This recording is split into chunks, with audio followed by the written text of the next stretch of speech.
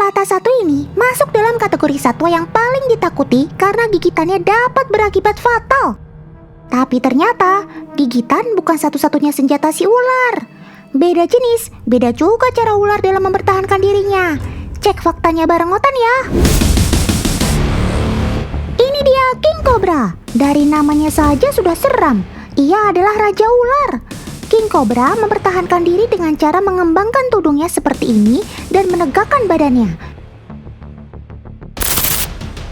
Senjata andalannya adalah racun pada gigitannya.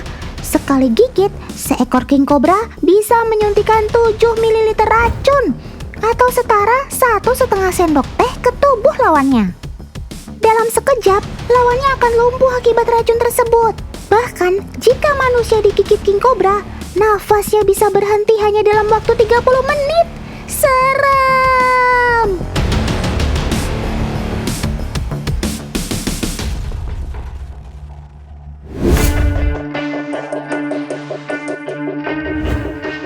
Lalu bagaimana dengan ular kobra?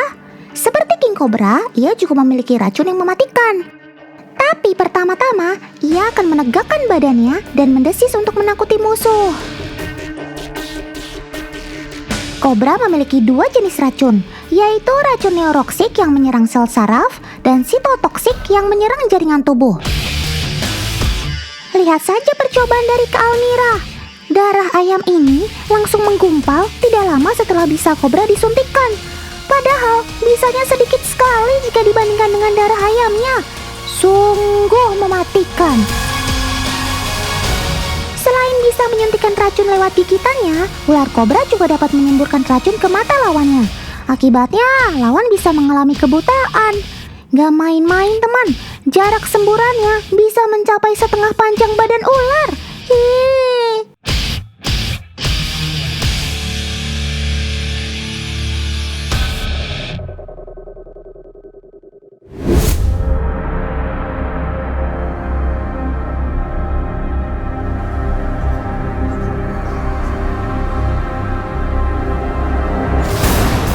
Selanjutnya adalah King Snake. Sama seperti King Cobra, ia juga memakan sesama ular.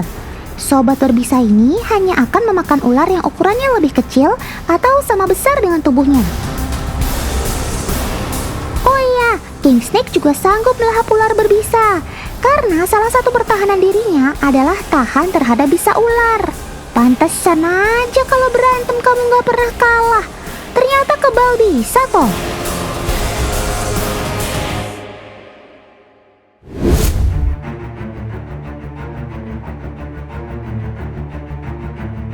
Ular dan buaya, kira-kira siapa yang menang teman? Ular piton atau sanca kembang ini memiliki 2 cara untuk melumpuhkan lawannya. Pertama dengan gigitan. Iya, gigitan piton memang tidak berbisa, tapi mengandung bakteri.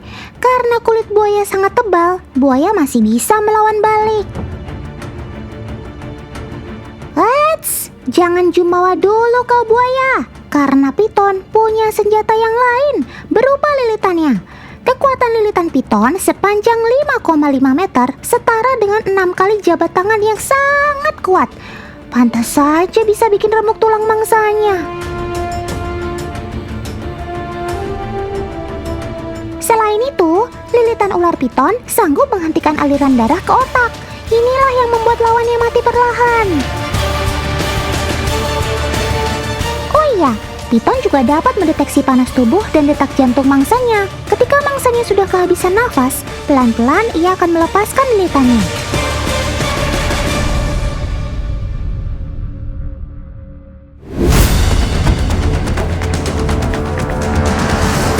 Si agresif satu ini namanya lanang sapi. Ia akan menyerang dan menggigit jika ada bahaya menyerang. Tanda ia siap menyerang adalah dengan membentuk diri menjadi seperti huruf S. Eits, tapi jangan salah, ular tidak berbisa ini punya satu jurus bertahan diri yang unik, yaitu pura-pura mati.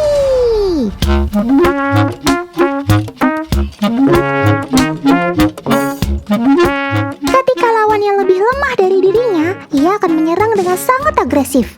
Tapi Ketika lawannya lebih jago, ia justru akan pura-pura mati. Jago juga aktingmu sampai terbalik begitu, Sob.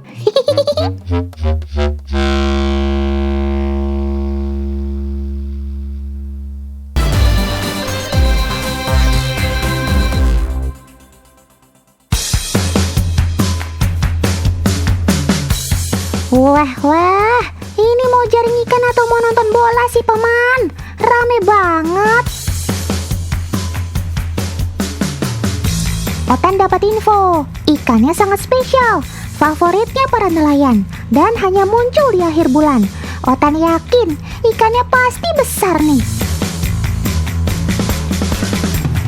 Oke deh, Paman, tarik yang kompak ya. 1, 2, 3.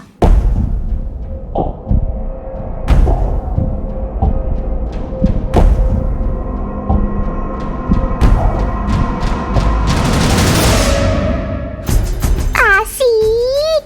Ayo kita lihat sama-sama ikan bas.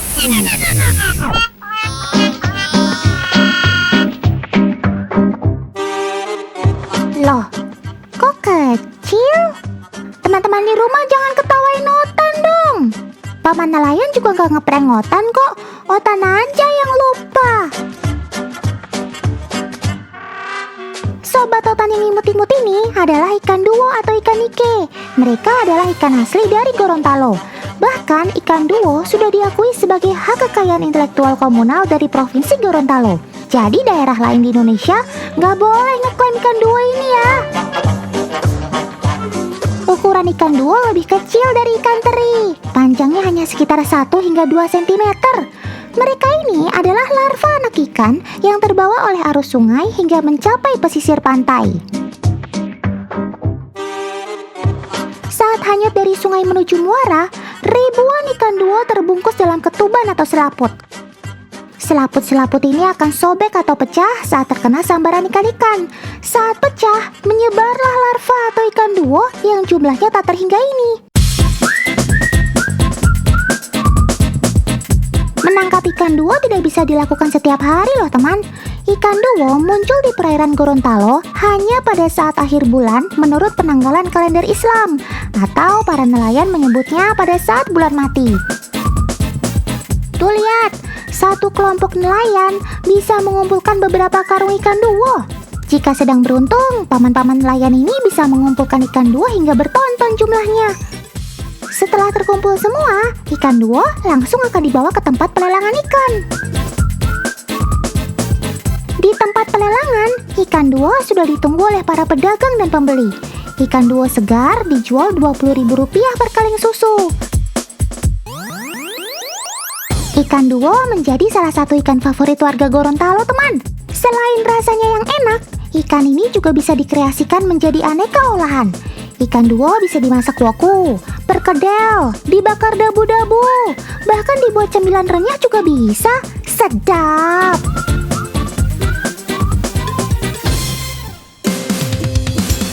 Ikan berikutnya juga favorit, apalagi untuk para pemancing profesional, karena ukuran dan tenaga ikan ini cukup besar.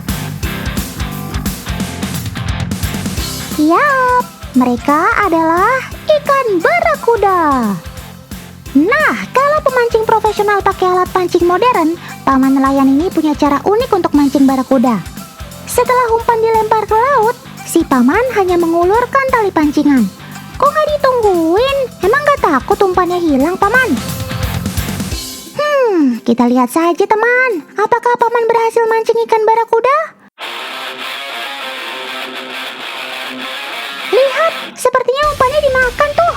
Wih, tarikannya kuat bener. Tahan, paman. Ayo semangat. Ya, hore, berhasil.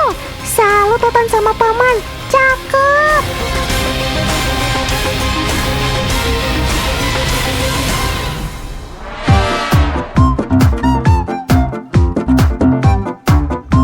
Tampilan barakuda memang sangar, teman. Apalagi dengan deretan gigi-giginya yang tajam, lumayan bikin takut para penyelam. Faktanya, serangan barakuda kepada manusia sangat jarang terjadi. Lagi pula, mereka lebih menyukai ikan-ikan kecil dan cumi-cumi, teman. Ikan barakuda malah sering jadi model fotografi para penyelam loh. Biasanya saat barakuda berenang bersama teman-temannya seperti ini. Saat masih kecil, ikan barakuda menjadi ikan komunal. Tapi kalau sudah besar dan dewasa, barakuda akan memisahkan diri untuk hidup sendirian. Oh iya, mereka juga dikenal sebagai perenang andal loh. Bentuk tubuhnya yang panjang seperti torpedo membuat barakuda gesit memecah air laut. Sirip-sirip dadanya juga memungkinkan ia bermanuver cepat. Cakep!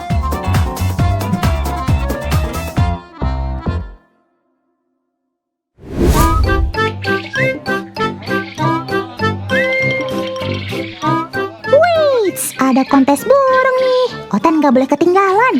Ayo sob, keluarkan kicauan merdumu. Sebentar, ini kan bukan burung kicau. Mereka kan burung puyuh. Idih, suara kamu kan gak bagus. Kok dilombakan? Ternyata si puyuh ini jadi primadona di bumi Mataram, teman. Masyarakat Sasak menyebutnya burung kecepret. Itu karena suaranya yang terdengar kecepret, kecepret. Meski suaranya tak semerdu burung kacer, kicauan burung puyuh sering dilombakan di beberapa daerah loh. Selain di Lombok, kontes sejenis juga ada di Pasuruan, Jawa Timur. Gak kalah rame kan dengan yang di Lombok?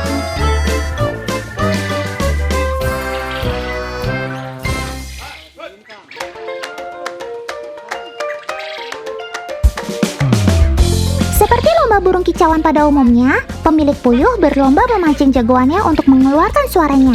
Peraturannya, dalam waktu 4 menit, siapa yang paling banyak mengeluarkan kicauannya, dialah pemenangnya. Ayo, tunjukkan suara Masmu, sob. Oh iya, puyuh yang digunakan untuk kontes adalah puyuh jantan, teman. Karena memiliki suara yang kencang dan mampu bersuara lebih panjang. Ya, sudah habis nih paman waktunya. Saatnya menentukan siapa yang jadi juaranya. Yang belum menang jangan sedih dong. Latih terus burung puyuhnya, biar kontes yang akan datang bisa jadi juara. Ih, suaranya bikin merinding. Itu kan sang elang. Ia penguasa di udara. Hai puyuh, ayo kabur. Sepertinya ia mengincarmu. Walau dari kejauhan, sang elang bisa melihatmu. Penglihatannya kan sangat tajam.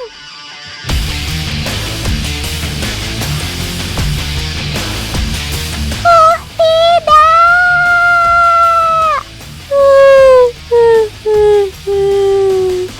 Sudah pasti kamu jadi santapannya si elang. Udah, Otan gak mau lanjutin cerita sedih dan mengenaskan ini. Di alam, dalam urutan rantai makanan, puyuh memang kerap jadi mangsa elang. Walau kerap jadi santapan, tapi si burung bercorak ini punya kemampuan berkembang biak dengan cepat. Mungkin begitulah cara mereka bertahan hidup dan tetap lestari di alamnya. Itulah sebabnya kemudian ia banyak dibudidayakan oleh manusia.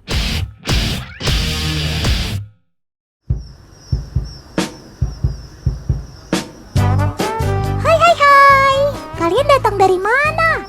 1, 2, 3, 10.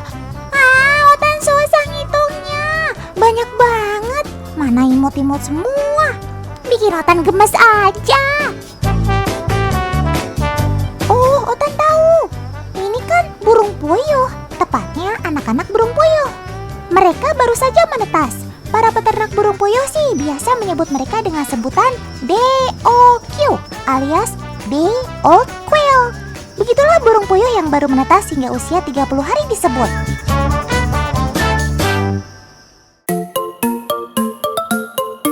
Mama-mama ini sedang melakukan pemilihan DOQ alias anakan puyuh. Hal yang pertama dipisahkan adalah jenis kelaminnya. Anakan burung puyuh hasil tetasan ini disebut final stock. Final stock yang dihasilkan ini, jenis kelaminnya sudah bisa dipastikan sejak mereka menetas. Jika berwarna kecoklatan, pasti jenis kelaminnya betina. Sedangkan bila berwarna kehitaman, pasti berjenis kelamin jantan. Otan mau ajak teman-teman melihat kembali ke urutan awal penetasan. Teman-teman di rumah pasti penasaran kan, bagaimana telur-telur ini ditetaskan? ini dia tahap awalnya. Telur-telur puyuh dipilih dan disusun di atas rak penetasan ini. Tak sembarangan telur yang dipilih loh. Hanya telur yang cukup ukuran saja yang akan ditetaskan. Telur yang layak tetas adalah telur yang memiliki kisaran berat 10 hingga 13 gram. Kalau soal memilih telur yang cukup berat sih, mama-mama ini jagonya. Cukup pakai tangan kosong saja untuk menimbangnya. Mereka sudah hafal di luar kepala. Kermaks alias keren maksimal. Telur yang baik biasanya bentuknya bulat lonjong dan harus mempunyai totol atau corak. Menurut para peternak, jika telurnya polos dan pucat, itu tandanya telur tidak baik dan berpenyakit. Telur-telur ini kemudian akan dirami. Eits, tapi bukan oleh indukan puyuh loh ya. Ya maklum aja, orang telur puyuhnya banyak begini. Yap, ini dia. Telur puyuh akan ditetaskan di dalam mesin ini. Mesin ini dinamakan mesin setter atau pengeraman. Dalam satu mesin ini mampu menampung hingga 2 troli telur loh. Di dalam mesin setter, telur-telur dihangatkan pada suhu sekitar 37 derajat Celcius. Nah, supaya semua telur mendapat panas yang merata, rak-rak telur ini akan diputar perlahan. Seru ya, muter-muter kayak komedi putar. Telur-telur puyuh akan berada di dalam mesin setter ini sekitar 14 hari. Nah, setelah dari mesin setter, telur-telur ini akan dipindahkan ke mesin hatcher alias mesin penetasan. Di dalam mesin hatcher, telur-telur juga dihangatkan di suhu yang sama. Akan tetapi, bedanya, telur sudah tidak diputar secara otomatis lagi. Selama 3 hari ke depan, telur-telur ini akan menetas sempurna. Yeay! Jadi seperti inilah perjalanan si puyuh dari mulai masih telur hingga menetas. Boleh dibilang mereka lahir hampir berbarengan di tempat ini. Hampir sekitar 30.000 anak puyuh yang tanggal lahirnya sama. Wah, tahun depan jangan lupa kalian semua traktir rotan pas ulang tahun ya.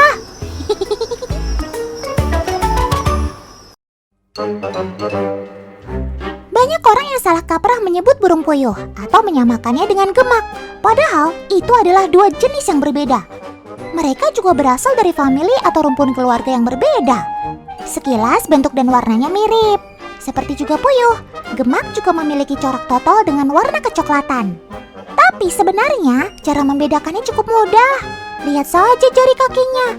Kalau puyuh jari kakinya berjumlah 4, sedangkan gemak jumlahnya 3.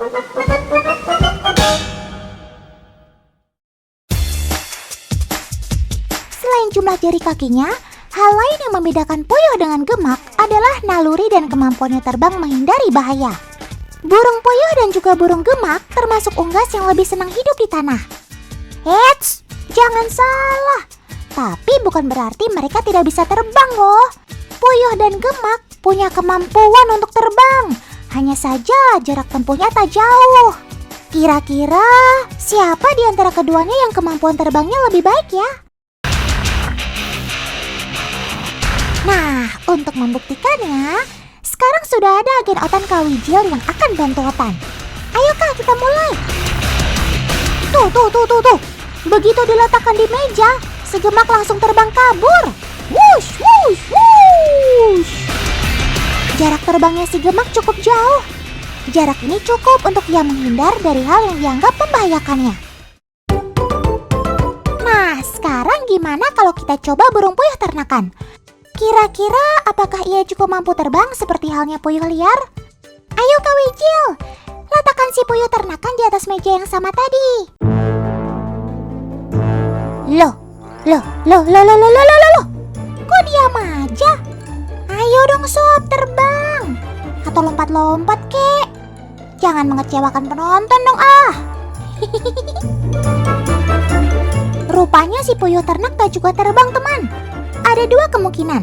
Kemungkinan yang pertama, ia sudah kehilangan kemampuannya untuk terbang. Ya maklum saja, ia sedari kecil tinggal di dalam kandang sempit di peternakan.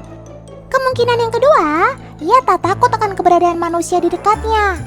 Mungkin karena sudah terbiasa, Jadi tak ada motivasinya untuk lari atau kabur dari bahaya.